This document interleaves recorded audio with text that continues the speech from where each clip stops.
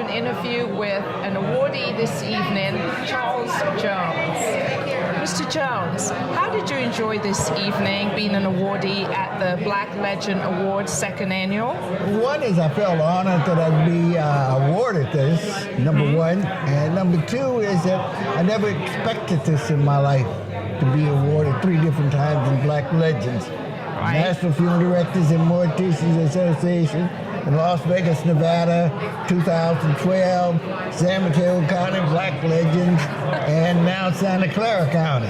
Isn't that wonderful? Yes, it is. Yeah, but you know, ever since I moved to the Bay Area, I've heard of you. So it was a pleasure tonight to, Gary Banks used to work with you, and I know him. But it's just a pleasure. So many people in this community respect you. So you getting anointed for that was really, really worth it. You are definitely a legend. Well, And it was, everyone in the room knew you from, like you said, from a different aspect. Sometimes not always the time, but at the same time, you've done so much for this community. What did it feel like tonight to have been on that stage and being around some people that you said you knew from different? One is that most of the people up there I've known or had association with for the last 30, 35, 40 years. The second thing is to be included with a group like that. It was really an honor. Yeah. I think of all the people that put us there, like my employees, Right. the community at large. I could not have survived without their support. Right. And that's what has made it all possible for me. And next, I thank God that He gave me an opportunity to stay here this long and to be a productive citizen. Right. Now, what do you think about the idea of building this Silicon Valley Museum to tell the story? I think that it is one that is overdue. It should have been built 30 years ago.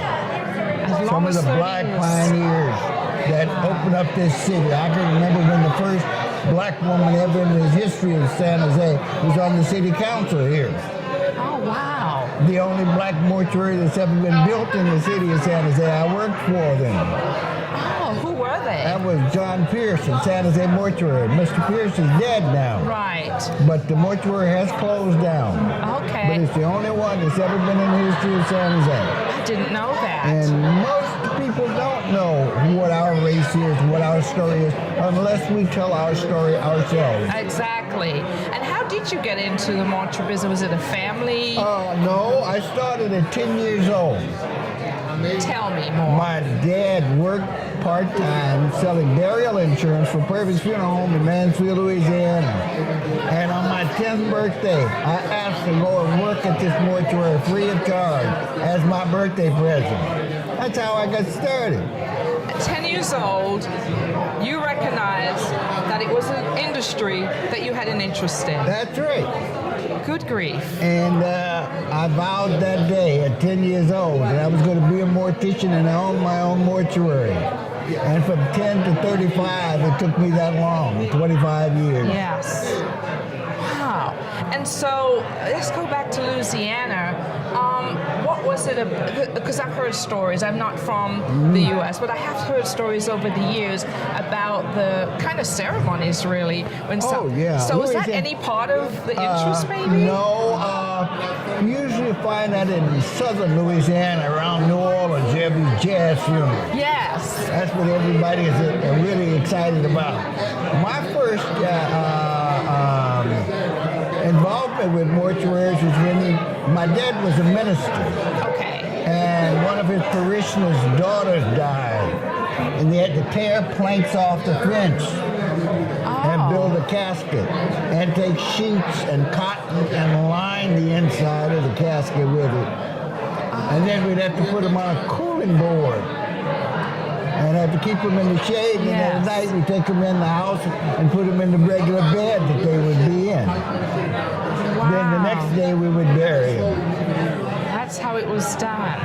So from then till now, the way you probably in Santa Clara County having your mortuary, look at the difference in how your business. It's a bit of a night and day.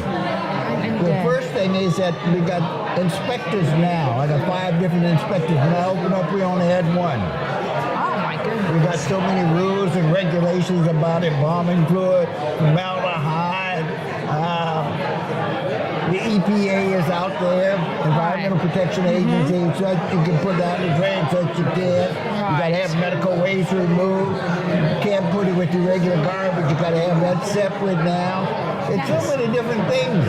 Are you mentoring anyone to come behind you here in Silicon Valley to My keep this daughter going? is taking over for me right now. Great. So we will have a continuation of Jones. Yes. And that's what we have to do, don't you agree, with the next generation? We have Uprise to. them. Right. What are some of the things you would tell a young person today to get involved with their community? What are some of the directions you would give One is them? I would tell them first to find something that is their passion. Yes. Because when everything is said and done, if it's not your passion, it's not going to work. Right. Success, you have to pay a price for it. Wow. Very And much. the price you have to pay is very big. And a lot of sacrifices and everything. I've had my daughter tell some of her friends, my dad sacrificed a lot while I was growing up. But that's the price for success. Yes, definitely. And a lot of us look at success as going to come and greet us in the morning. It's not going to do that. Right. We have to work at it very hard. So the young people today, it seems like with social media, etc., they don't hold that time to give back to anything.